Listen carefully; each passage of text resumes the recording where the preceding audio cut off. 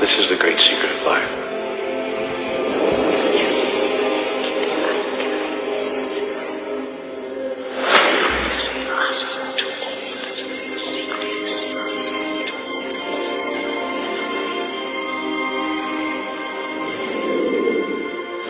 You've probably been sitting there wondering, what is the secret? I'll tell you how I have come to understand it. We all work with one infinite power. We all guide ourselves by exactly the same laws. The natural laws of the universe are so precise that we don't even have any difficulty building spaceships. We can send people to the moon, and we can time the landing with the precision of a fraction of a second. I don't care if you're in India, if you're in Australia, New Zealand, Stockholm, or London, or Toronto, or Montreal, or New York. We're all working with one power, one law. It's attraction.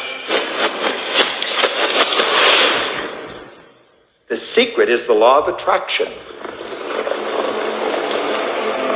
Everything that's coming into your life, you are attracting into your life.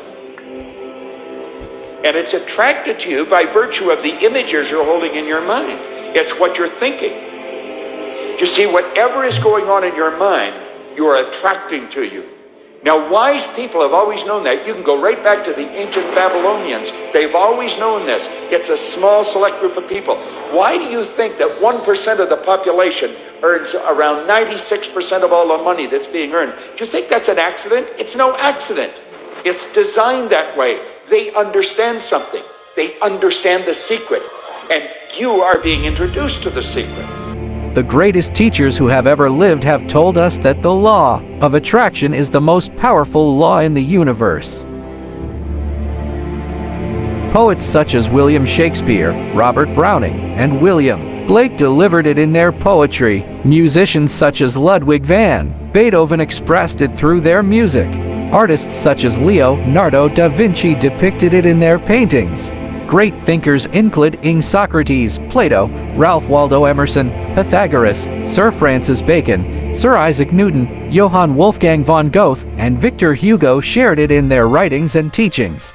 Their names have been immortalized, and their legendary existence has survived centuries.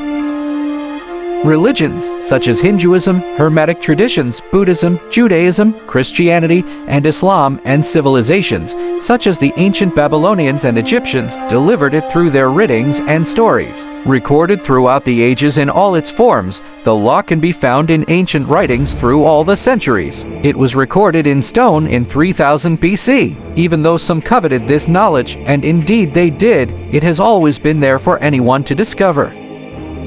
The law began at the beginning of time. It has always been and will always be. It is the law that determines the complete order in the universe, every moment of your life, and every single thing you experience in your life. It doesn't matter who you are or where you are, the law of attraction is forming your entire life experience, and this all-powerful law is doing that through your thoughts. You are the one who calls the law of attraction into action, and you do it through your thoughts.